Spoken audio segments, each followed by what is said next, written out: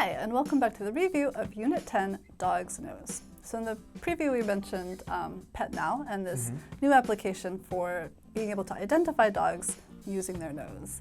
And in the preview you mentioned that the current technology, we can microchip animals. So you have to inject a microchip into under their skin. So only a veterinarian can do it.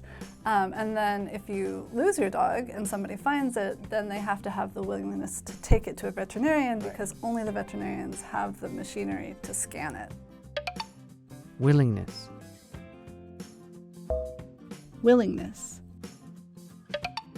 So there's lots of factors in this, and it's really inconvenient for the person who finds the dog because they have to take it to the vet, they have to catch it, all of these things.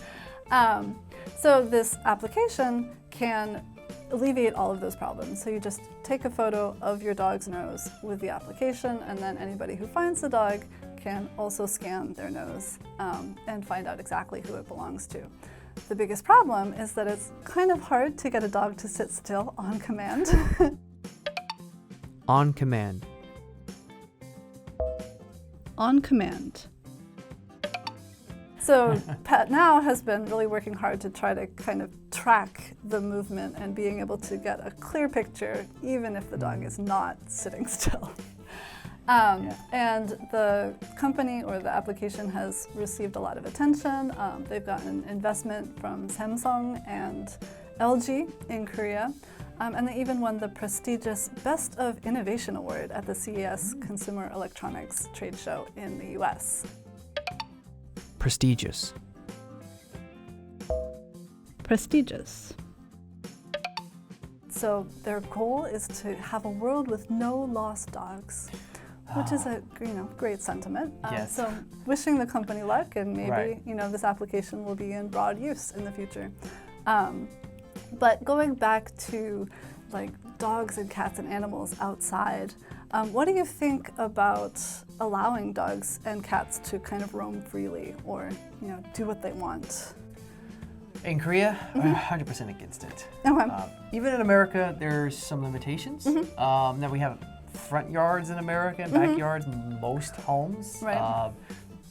I don't know, 90% of America may have kind of a yard. Not everyone lives in Manhattan area.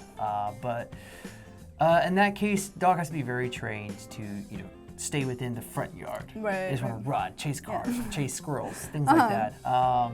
Backyards, totally understandable. They're fenced. There's areas, controlled.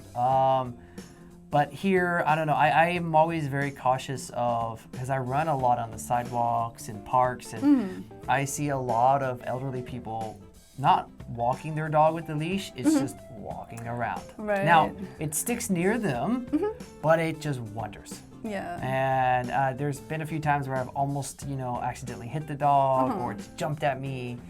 I'm not scared of dogs in the case, but I'm just worried I'm gonna hurt it. I'm bigger, I'm a human running, I'll hurt an animal and I don't want to. So I think that, over time there needs to be a lot more emphasis on controlling animals with a leash. Now, ironically with that statement, I have seen someone take a cat out on a leash. Okay, I've seen that, yep.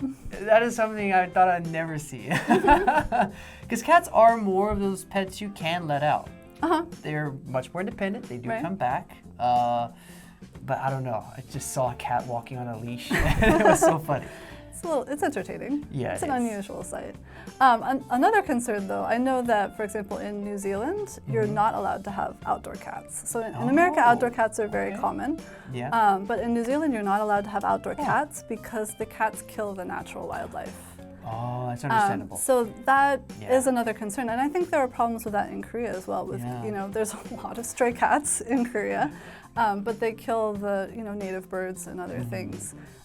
So aside from the danger to humans and possibly the danger to the dogs or cats themselves, they are kind of a menace to the other animals that live here, anywhere. Right.